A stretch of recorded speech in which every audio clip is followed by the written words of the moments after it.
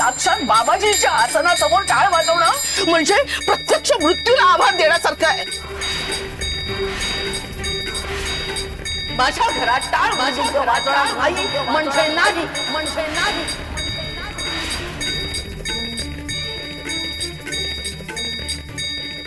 बंद करा, बंद करा हे, बंद करा हे.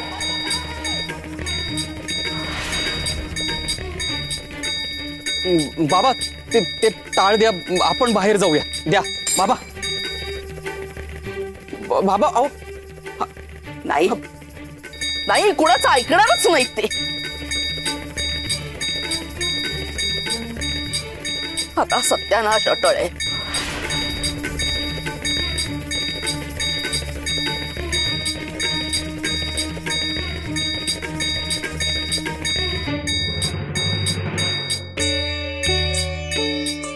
मच्छी, तुम्ही काळजी करू नका. मला टाक देणार नाहीये सासूबाई, काही होणार नाहीये मला. आपण दोघं विठ्ठल भक्त आहोत की नाही, मग आपला विठुराया कायम आपल्या पाठीशी असतो. तुम्ही घोर घेऊ नका.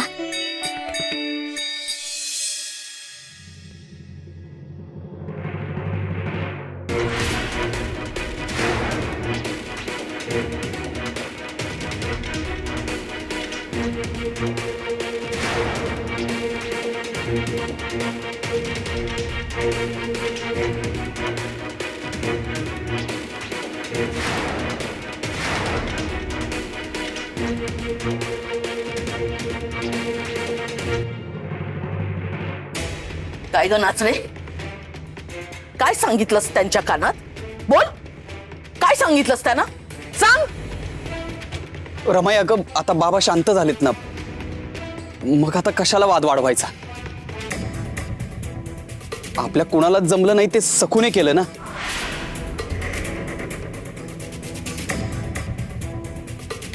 मग आता बस झालं, चिकित्सा नको.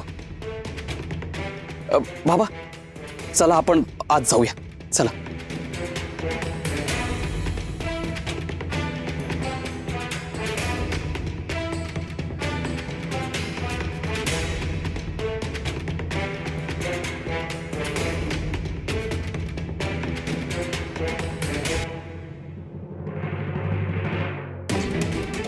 रमाई, मी सांगते, सखूने त्या विठ्ठलाचं नाव घेऊन बाबांना काहीतरी सांगितलंय. थांब, यापुढे ती सखू कुणाचंच नाव घेणार नाही असं कुलूप लावते की नाही बघ तिच्या तोंडाला. मला अक्कल शिकवते काय? माझ्या विरुद्ध त्यांचे कान भरते. थांब.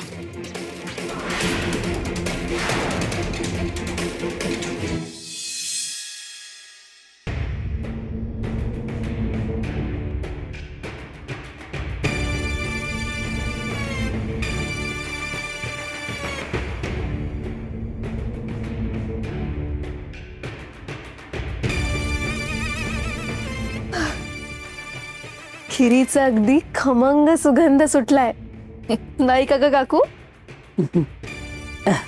हो ना. अगं त्यांना कसलं नवल यमुने, जाऊबाई स्वतः अन्नपूर्ण आहेत बरं. त्यांच्या हातची चव काही मला असणार नाही. ईश, काहीतरीच काय.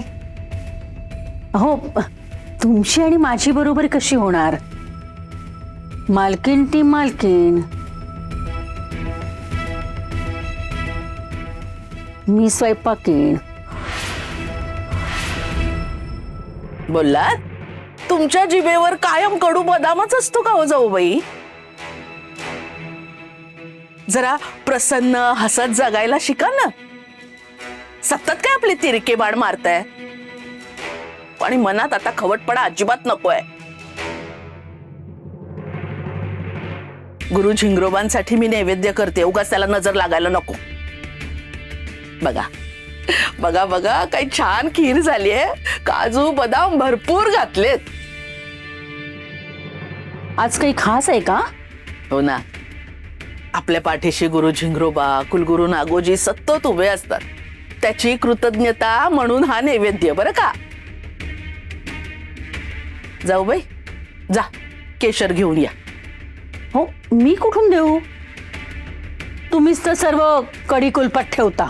कपाटात नाही ठेवलंय, बाजूला असलेल्या फिरकीच्या तांब्यात आहे. जा घेऊन या, जा.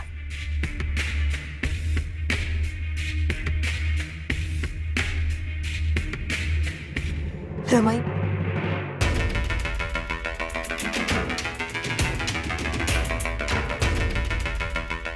झिंगरोबांसाठी खीर का? गुरु झिंगरोबा खिरीतूनच चमत्कार करते. पुरे, जेवढं सांगितलंय तेवढं पुरे. आता आणखी काही प्रश्न विचारू नकोस. बाहेर प्रत्यक्ष दिसेलच ना. जा, सगळ्यांना बैठकीतल्या बाबाजींच्या आसनासमोर बोलवलंय असं सांग. जा.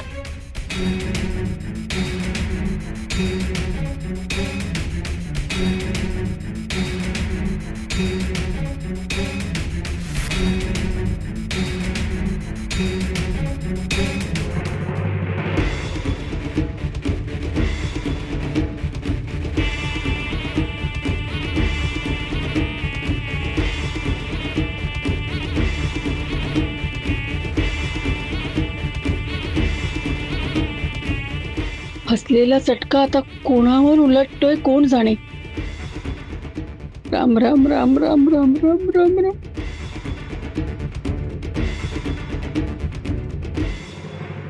यमुने, नैवेद्य घेऊन ये जा.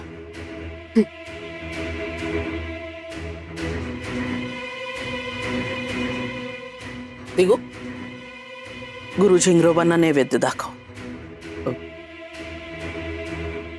मी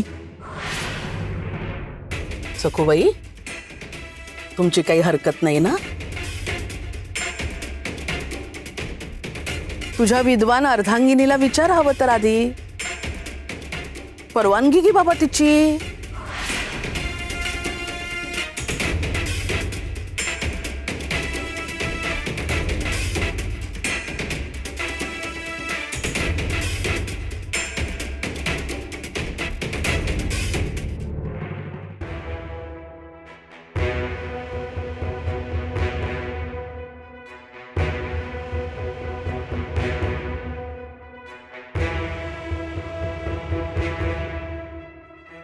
यमुने,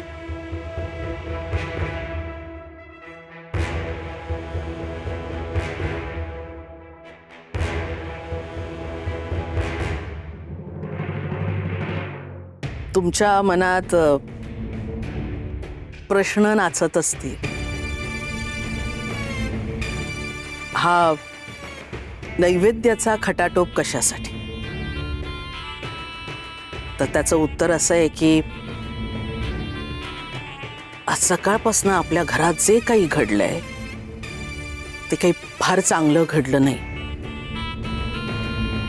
आपल्या सगळ्यांचीच खूप मोठी चूक झाली.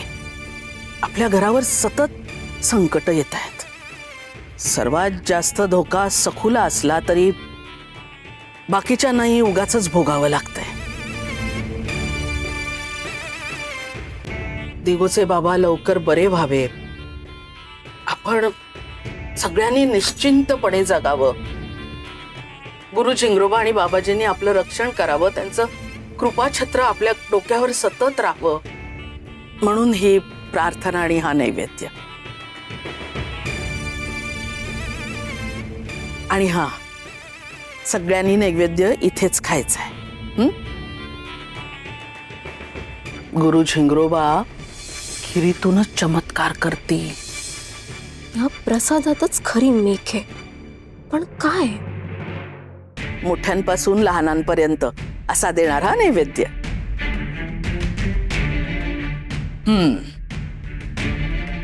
यमुने, सगळ्यांना दे बघू खीर. धर. हो.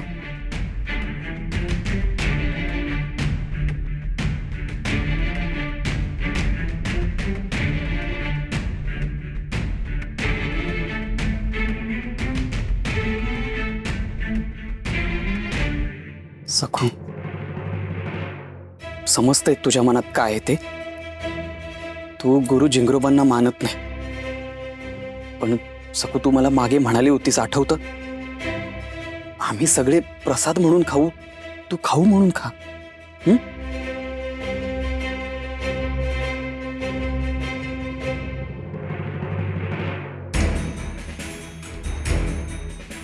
हे घे यमुने, तू घ्यात.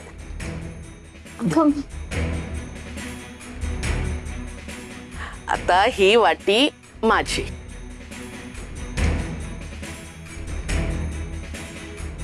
आता तर सखू एकटीच राहिली. शेवटची वाटी.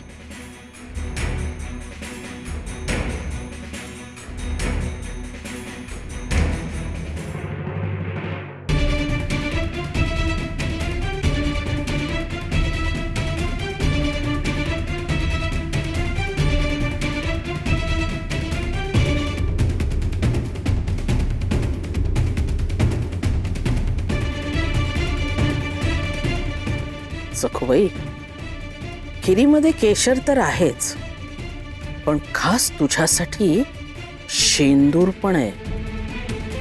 हा शेंदूर कसा पचवतेस ते बघूया. हा प्रसाद खाल्लास की तुझी बोलती कायमची बंद.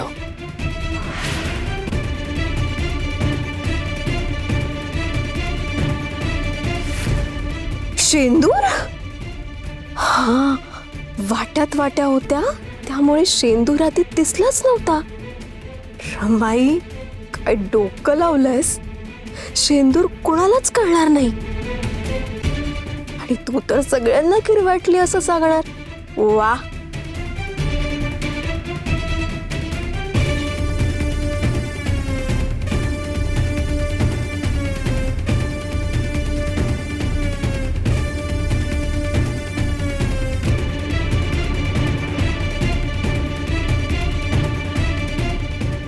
घे सखू, दर. रमाई, मी देते ना. रमाई, अगं मी देते ना. अगं राहू दे, मी देते ना. अगं अगं अरे!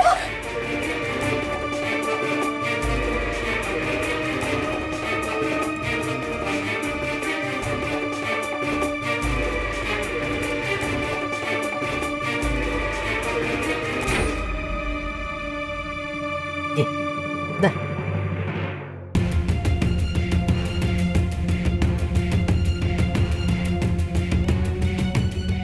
अचानक असं छातीत का धडधडायला लागले? जीव असं घाबरा घुबरा का होतोय? खा सखू. नैवेद्य म्हणून नाही, खीर म्हणून खा.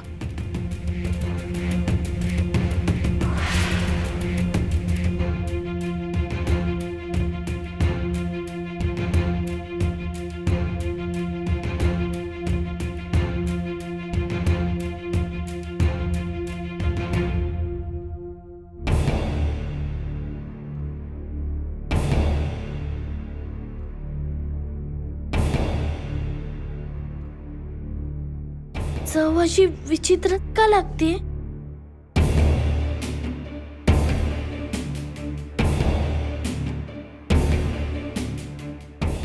सखू, सगळी खीर संपवायची.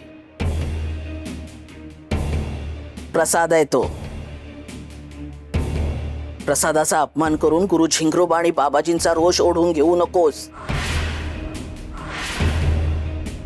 तुझ्या बरोबर आम्ही पण भरडले जातो. मग दिगू, बघ रे. सखू, खीर टाकू नकोस. चल संपव.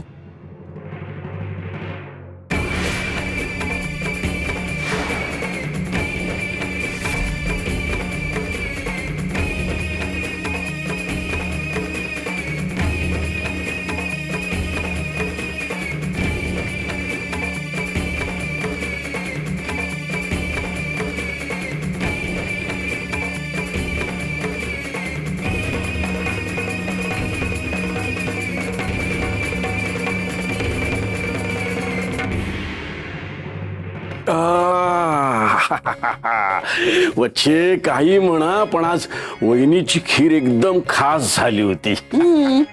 होणारच. भरपूर सुकामेवा घातला ना मग होणारच. सुकामेवा जास्त घातला होता तरी पण माझ्या तर लक्षातच आलं नाही. थांब थांब थांब थांब थांब थांब पण वहिनी सुकामेवा जास्त का घालतील? हो झिंगरोबासाठी. आणखीन काय? नाही नाही काहीतरी गोंधळ आहे.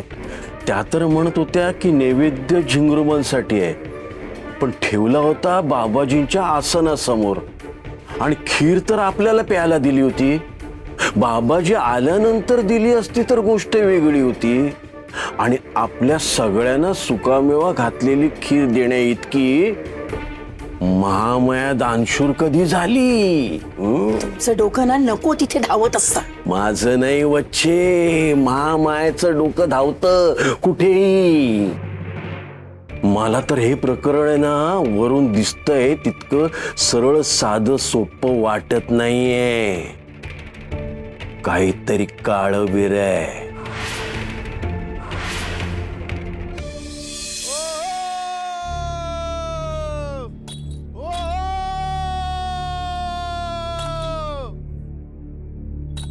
चांगल्या पहारा देतोय अरे.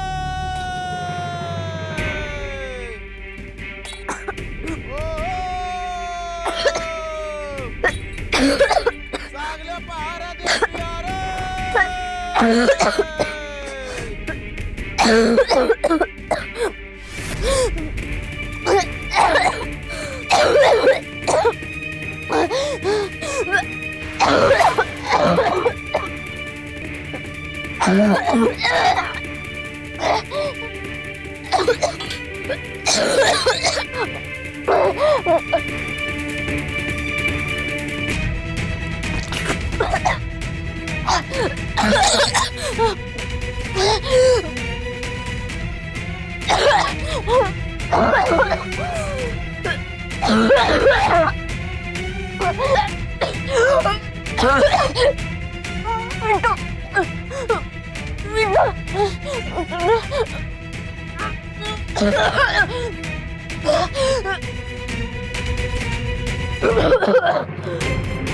हे काय होतंय?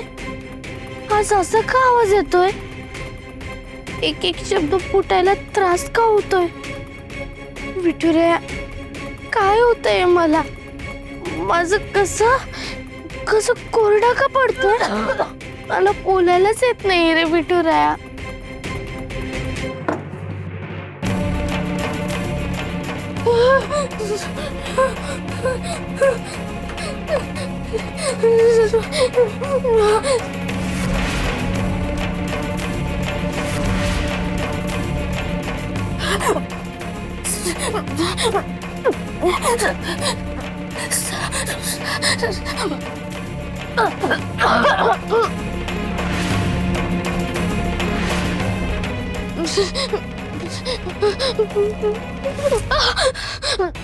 त्रास होतोय फार? मग मला नको, तुझ्या लाडक्या विठ्याला बोलव ना. त्याचीच कड घेऊन वाद घालत होतीस ना मगाची, त्यालाच बोलाव. आणि तसंही तुझ्या प्रत्येक कसोटीत तो तुझा विठ्याच धावून येतो. असंच म्हणतेस ना तू? मार, हाका मार त्याला, मार ना. हवं तर एखादं भजन म्हण, टाळ वाजव, येईल तो. नाहीतर तुझा आहोंना दिगूला हाक मार. कर, आमच्या चहाड्या कर त्याच्या जवळ. का कशातून आवाज फुटत नाहीये का? शिक्षा ही शिक्षा ही शिक्षा. डागातून वाचलीस, आता काय करशील? लक्षात ठेव, गुरु झिंगरोबाने किंवा बाबाजींनी शिक्षा नाही दिली तुला. ही मी दिलेली शिक्षा ही मी. समजलं? माझ्या विरोधात माझ्या नवऱ्याचे कान भरतेस, दिगूला खुळखुळा करतेस. आता आयुष्यभरासाठी तुझा आवाज गेलाय. प्रसादाच्या खिरीतून शेंदूर खाऊ घातलाय मी तुला. शेंदूर शेंदूर. पण आता तू बोलूच शकणार नाही, कुणाला काही सांगूच शकणार नाहीस. आवाजच नाहीये ना. आणि त्यातूनही जर कुणाशी खडाखुणांनी बोललीस, लिहून सांगितलंस तर तुझ्या मामाजींना पण शेंदूर खाऊ घाली. शेंदूर खाऊ घाली. यातलं कुणाला काही बोललीस, परिणाम लक्षात ठेव.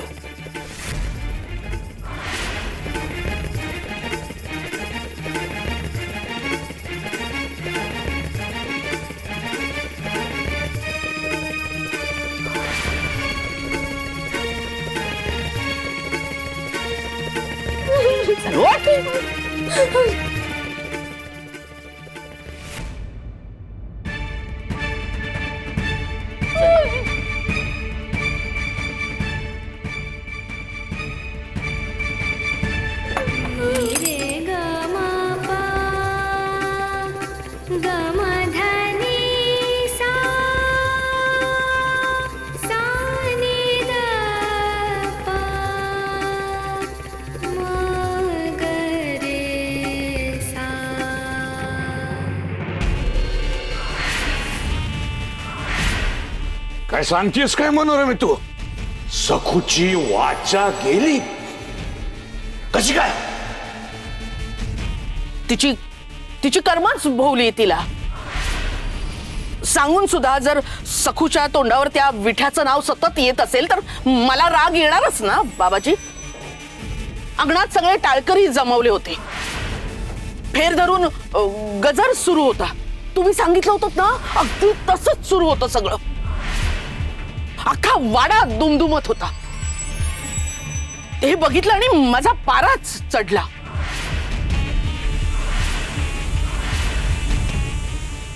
नामघोष चालू होता. हे आणि सकू सगळ्यांच्या मधोमध उभी होती. होता सकूमुळे हे सुद्धा टाळ कुटायला लागलेत.